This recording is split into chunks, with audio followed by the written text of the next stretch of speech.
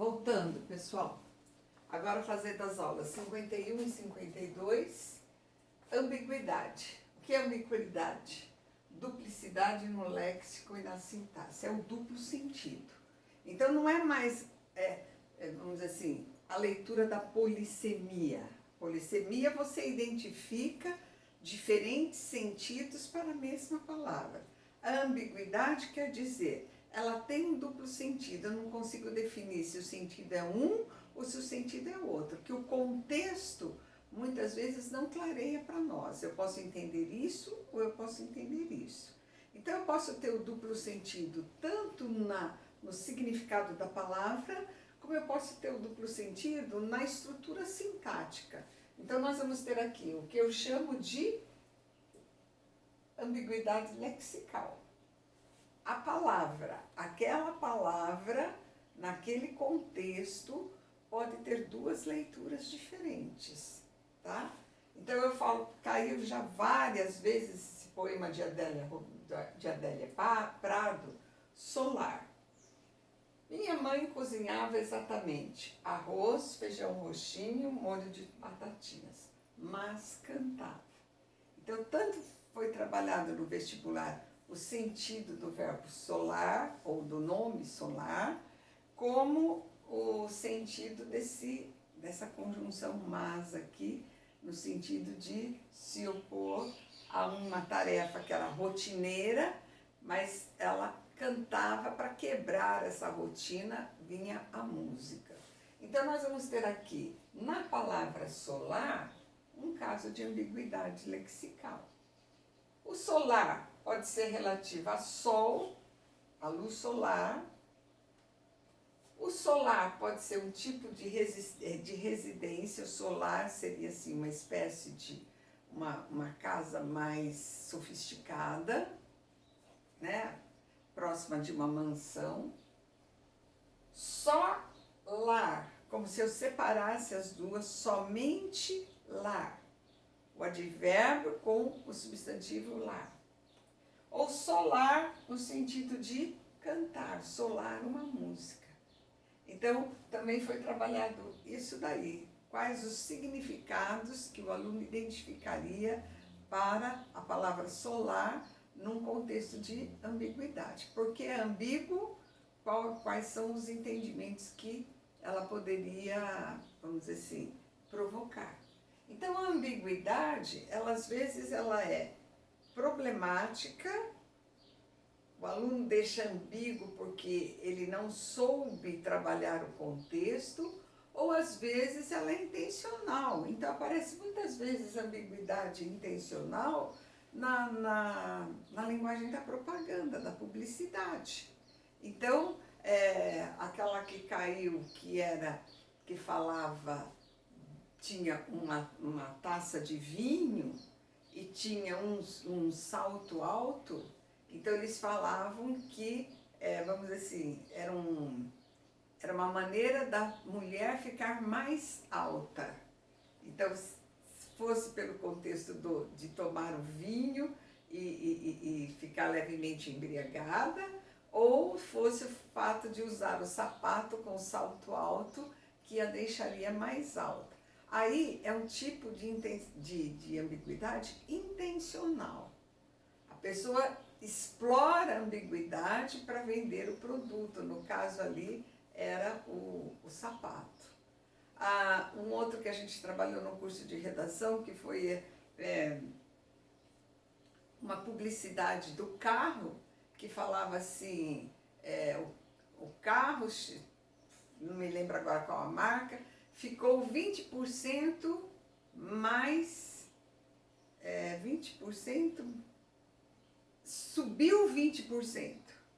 E daí todo mundo fala assim, mas como é que faz uma propaganda que subiu o carro 20%? Então todo mundo pensou que fosse no valor do carro. Eu falei, calma, é na potência do motor. Então há uma provocação através da ambiguidade que traz uma leitura vamos dizer assim, ambiguidade intencional.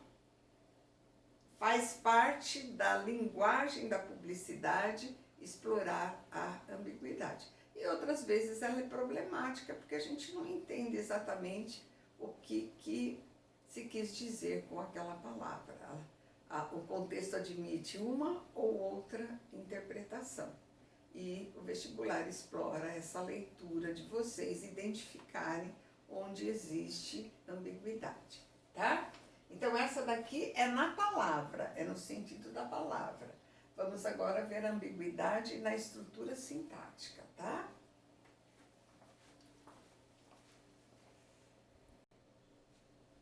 Voltando, pessoal.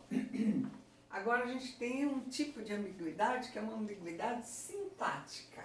Então não é a palavra, mas é a estrutura, a forma como a frase foi construída é que vai dar a ambiguidade sintática.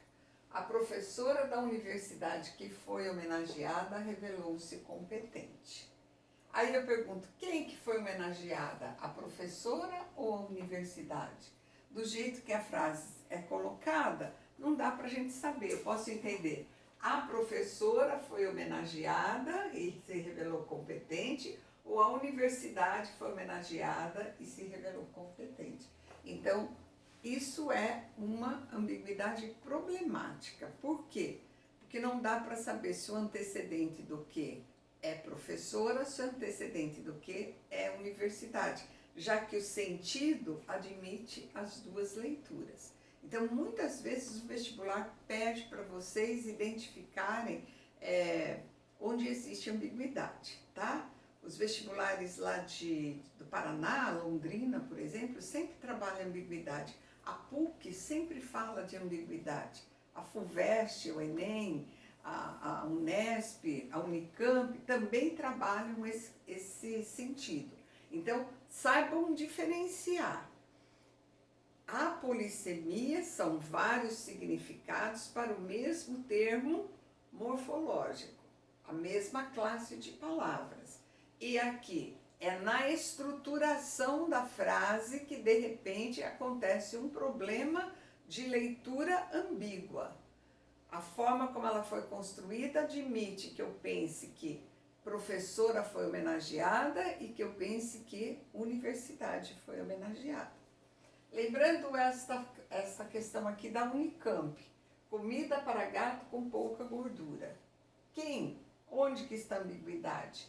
A comida é que tem pouca gordura ou é o gato que tem pouca gordura? Então a Unicamp pediu para vocês explicarem qual é o nível de ambiguidade e depois reescreverem através da pontuação, definindo se é uma coisa ou outra. Nós fizemos esse exercício outro dia nos exercícios de aplicação da pontuação. Então, comida, vírgula, para gato com pouca gordura, a pouca gordura seria de gato. Comida para gato com pouca gordura. Aí, se eu tiver a vírgula aqui, a comida é que vai ser com pouca gordura. Tá certo? Então, o vestibular trabalha, o Enem trabalha muito na interpretação esses dois aspectos. A polissemia, a ambiguidade associada ao valor conotativo e ao valor denotativo das palavras. Certo, pessoal? Nós já havíamos estudado, é uma espécie de... Vamos lembrar que a gente fez isso mais para o início do ano. Quando nós vimos semântica, nós fizemos o quadro completo, mas é sempre válido nós lembrarmos agora que está próximo do momento que está próximo dos vestibulares, tá ok?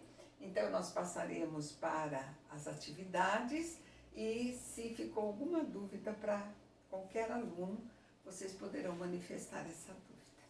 Certo, turminha? Beijo para vocês, até daqui a pouco. Tchau, tchau.